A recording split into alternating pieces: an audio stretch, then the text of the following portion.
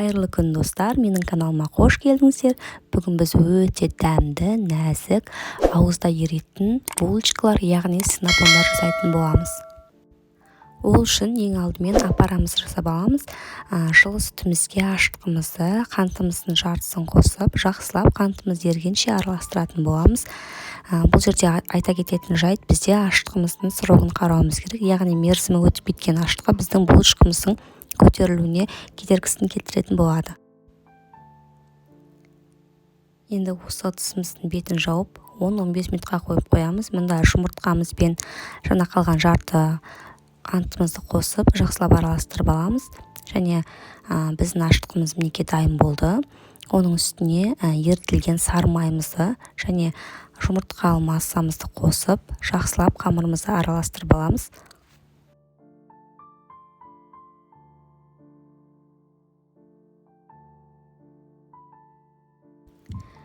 Енді шетінен ұнымызды қосып, қамырымызды илейтін боламыз. Мен мына жақта бөлек ыдысқа 500 грамм ұнымды дайындап електен өткізіп қойдым. Міндетті түрде електен өткізіп қойсаңыздар болады.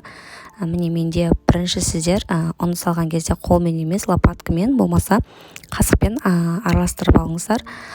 Ұнның арасында ешқандай түйіршіктер, ұнтақ ештеңе қалмау керек. Жақсылап қамырымызды араластырамыз, яғни июі қанғанша илейтін боламыз.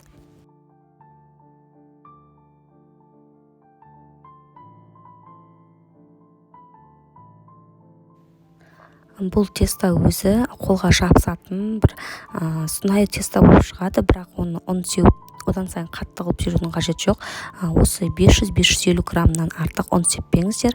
Егер сіздерде тестоларыңыз сұйық болып жатыр деп ойласаңыздар, осылай лопатканың көмегімен араластырыңыздар. Ұн артық себуге болмайды, болмаса біздің булочкаларымыз қазір арасы нығыз болып, кәдімгі нан сияқты болып пісіп қалуы мүмкін. Міне біздің қамырымыз дайын болды. Бетін жауып бір сағат, 1,5 сағатқа қойып қоямыз. Міне ашыған қамырымызды алып, ұн сеуіп отырар жаямыз. Бұған ұн сеуіп отырыңыздар, жабысып қалуы мүмкін. Жайған кезде тақтайымыздың астына жабысып қалуы мүмкін.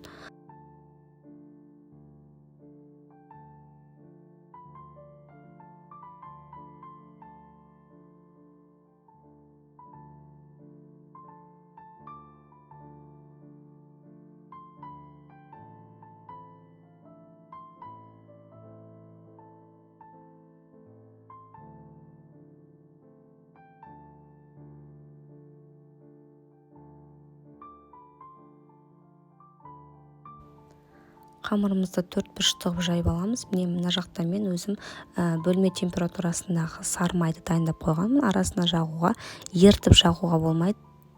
2 қасық корицамызға 2 қасық сахарымызды қосып, яғни қантымызды қосып жақсылап араластырып, булочкалардың арасына сары майдан кейін үстіне сеуіп шығамыз. Егер сіздерге корица ұнамайтын болса, қант пен макты қосып сепсеңіздер болады. Өздеріңіздің қалауларыңыз бойынша.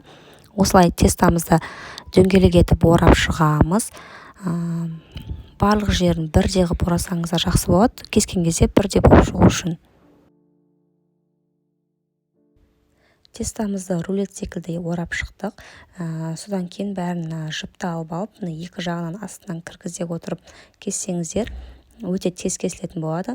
Синнабондарымызды осылай ыдыстарымызға, яғни тапамызға салып, бетін жауып 5-10 минутқа қойып қоямыз. Көтерілгеннен кейін пешке салып пісіріп алатын боламыз.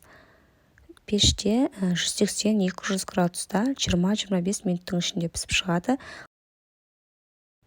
Мен мұнда синнабондарымыздың үстіне себетін крем дайындап жатырмын. Мына жерде творожный сыр, қант және де сары май бар. Егер сіздерде ол болмайтын болса, басқаша сгущенкамен болмаса варенка жағуларыңызға болады. Міне біздің синнабондарымыз пісіп шықты. Оның үстіне жаңағы дайындалған кремдерімізді жағып шығатын боламыз. Міне біздің өте нәзік синнабондарымыз дайын болды. Бұл булочкалардың ішіндегі өте дәмдісі. Егер сіз бұрын жасап көрмеген болсаңыздар, міндетті түрде жасап көріңіздер. Толық рецептісін описанияға жазып кететін боламыз. Сіздерге міндетті түрде ұнайтыны сөзсіз. Дәмі енді өте ерекше болады. жасасаңыздар міндетті түрде комментарийға жазып кетіңіздер. Каналыма тіркеліп лайк басуды ұмытпаңыздар. Алдағы уақытта тағы да басқа көптеген рецепттер шығарып тұратын боламыз. Назарларыңызға рахмет.